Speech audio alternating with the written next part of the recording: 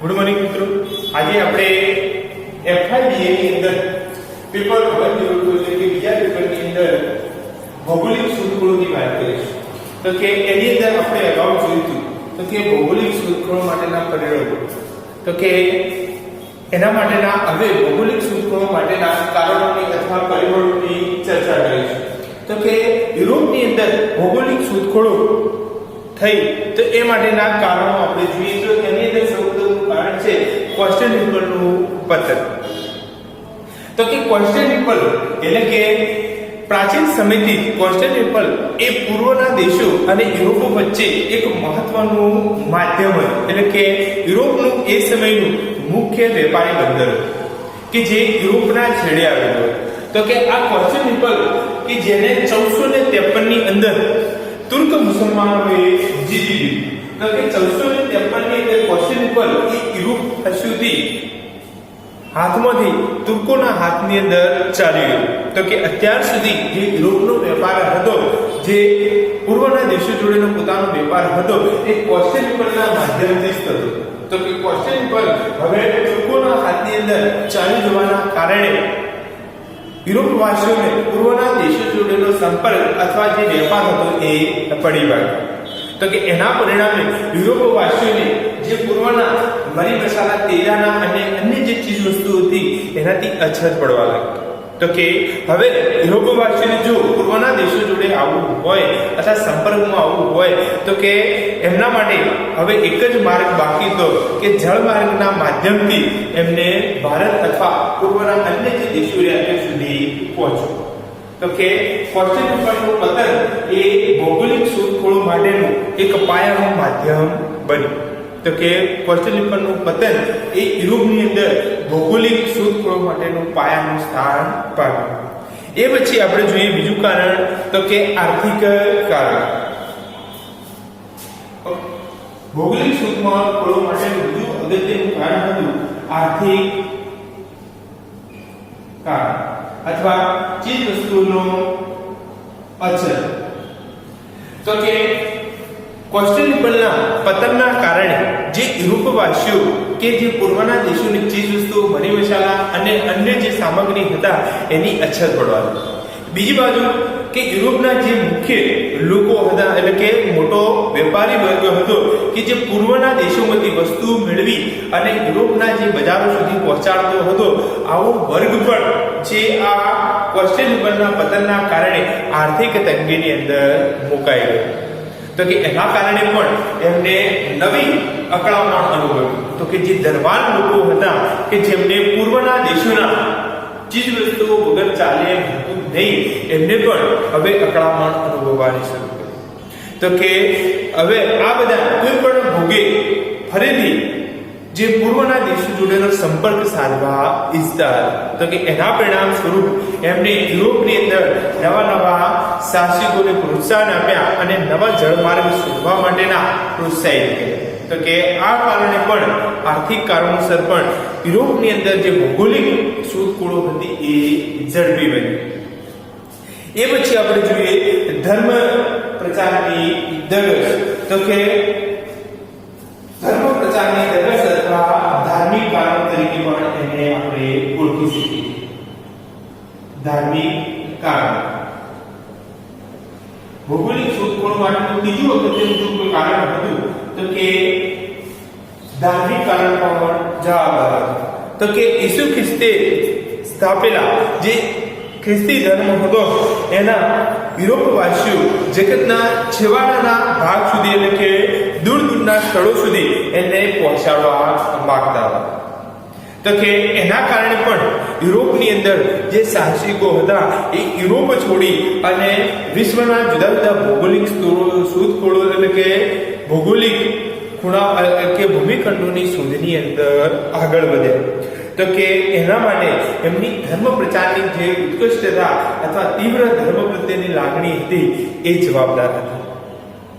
તો કે ઇતિહાસકાર અને લેખક તરીકે સ્થાન ધરાવતા જે એ આ મેરિયટ નામના જે લેખક રહ્યા એ પોતાના પુસ્તકની અંદર એવું જણાવે તો કે અર્વાચીન યુગના ઇતિહાસ નામનું જે એમણે પુસ્તક લખ્યું છે એની અંદર એવું પણ જણાવે છે કે જે ભૌગોલિક શોધખોળો થઈ એની પાછળ કેટલાક અંશે નફો, કેટલાક અંશે ધર્મ પ્રત્યેની ભાવના, તો કે મહદઅંશે એટલે કે મોટા ભાગની અંદર જે ભૌગોલિક શોધખોળો માટેનું કારણ તો કે ઇસ્લામનો વધતો જતો પ્રભાવ ખ્રિસ્તી ધર્મની તુલનાની અંદર એ સમયે જે ગતિએ ઇસ્લામનો પ્રભાવ વધી રહ્યો હતો એને ખાળવા માટે જે ખ્રિસ્તીઓનો સમૂહ વધે એ માટે નવા ખ્રિસ્તી ધર્મનો નવા લોકોની અંદર ખ્રિસ્તી ધર્મનો ફેલાવો થાય એ માટેનું કારણ પણ જે આપણે કહીએ કે ભૌગોલિક શોધખોળો માટેનું અગત્યનું બન્યું. તો કે આનું ઉદાહરણ આપણને જે સમયે સૌપ્રથમ ભારતની અંદર અથવા પૂર્વની અંદર જે અથવા ભારત તરફ આવનાર સૌપ્રથમ જળમાર્ગ શોધનાર એટલે કે વાસ્કો દ ગામા જ્યારે 1497 ની અંદર ભારતના કાલિકટ બંદરે ઉતર્યો તો કે એની પાછળ ગોલ્ડ કે આપણે કહીએ કે ગોલ્ડ કે જ્વેલરીની જગ્યાએ એવું કહીએ કે ગોસેપ એટલે કે ધર્મ પ્રચારની ભાવના એની વિશેષ હતી. તો કે આવું સાથે કહી શકાય તો કે જે સમયે એ ભારત ભૂમિ પર ઉતર્યો એ સાથે એને શબ્દો ઉચ્ચાર્યા કે હવે અમને એટલે કે યુરોપવાસીઓને આ જગ્યા પરથી મરી મસાલા તેજાના સાથે સાથે નવા ખ્રિસ્તીઓ પણ મળશે.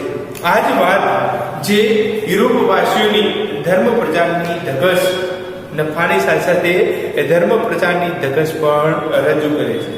તો કે આમ આર્થિકની સાથે સાથે ધર્મ પ્રચારની ધગશ એ પણ યુરોપવાસીઓને નવી સ્ફૂર્તિ અથવા સાહસ કરવા માટે પ્રેરિત કર્યા અને એના પરિણામ સ્વરૂપ યુરોપની અંદર ભૌગોલિક શોધખોળો ઝડપી બની. તો કે એ પછી જોઈએ રાજકીય કારણ. તો કે આર્થિક ધાર્મિકની સાથે સાથે રાજકીય પરિબળો પણ જવાબદાર હતા અથવા રાજકીય પરિબળો અથવા કારણ.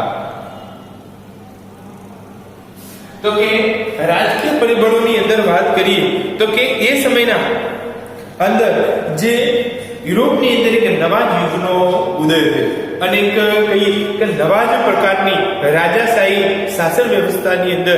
શાસન વ્યવસ્થાનો યુરોપના વિવિધ દેશોની અંદર શરૂઆત થઈ. તો કે જે નવા રાજવંશો યુરોપના વિવિધ દેશોની ગાદી પર આવ્યા હતા એ રાજવંશો પોતાની કીર્તિ અને આર્થિક સદ્ધરતા વધે એ માટેના કહીએ કે પ્રયત્નોની અંદર રત હતા. તો કે એમને પોતે ઇતિહાસની અંદર પોતાનું અને પોતાના દેશનું નામ અમર કરવું હતું. તો કે આ દિશાની અંદર એમને પોતાની કીર્તિ અને માન મેળવવા માટેના પ્રયત્નો કર્યા જે આગળ જતો ભૌગોલિક શોધખોળોની અંદર પરિણમે. તો કે એમાં ખાસ કરીને આપણે જોઈએ તો કે પોર્ટુગલનો જે રાજા કે જે ઇતિહાસની અંદર હેનરી ધ નેગેટિવ તરીકે ઓળખવામાં આવે છે. તો કે જે 1394 થી 1460 સુધી પોર્ટુગલની ગાદી પર રહ્યો. તો કે એને ભૌગોલિક શોધખોળો અથવા યુરોપને વિશ્વના ખૂણા સુધી પહોંચાડવાનું મહત્વનું કાર્ય કર્યું.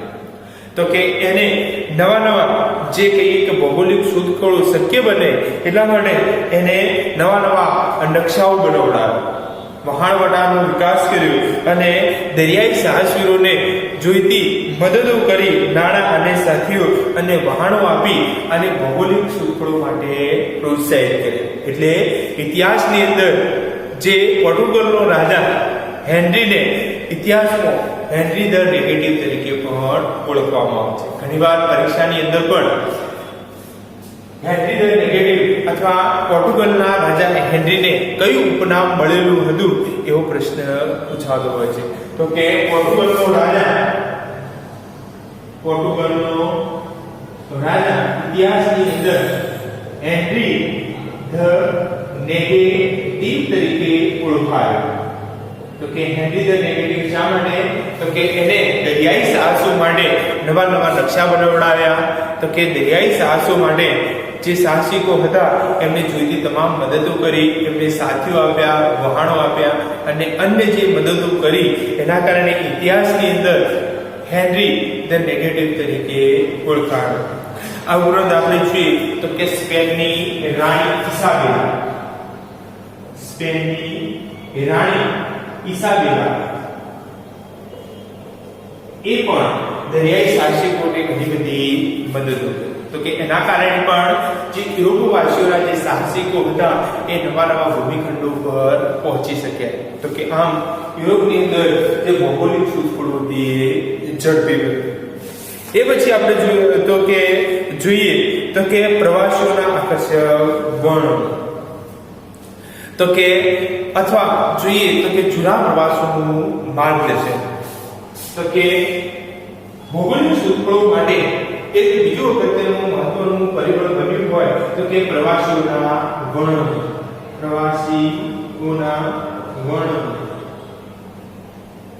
અથવા અગાઉના જે પ્રવાસીઓ હતા એમનું માર્ગદર્શન. તો કે આ સમયે યુરોપની અંદર જે છાપકામની શરૂઆત થઈ, સાથે સાથે યુરોપની અંદરથી આ સમયે કેટલાક સાહસિકો હતા કે જેમને વિશ્વના અજાણા, એ સમયના અજાણા અને વિશ્વના ખૂણે ખૂણા સુધી પહોંચી વળ્યા. તો કે આ જે સાહસિકો હતા એ વળી પાછા જ્યારે યુરોપની અંદર આવ્યા ત્યારે એમના પ્રવાસ વર્ણનો હતા એની વિસ્તારથી નોંધો રાખી અથવા એના વિશે વિસ્તારથી લખ્યું. તો કે જેનું વાંચન અને જે એમનો લખાણનું જે પ્રોત્સાહન રહ્યું એ પણ યુરોપવાસીઓને નવી નવી ભૌગોલિક શોધખોળો કરવા માટે પ્રોત્સાહિત બન્યું. તો કે એમાં જોઈએ તો કે માર્કો પોલો. તો કે માર્કો પોલો એ યુરોપનો સાહસિક હતો કે જે વિશ્વના ખૂણાઓ સુધી પહોંચ્યો. તો કે એને પૂર્વના દેશોને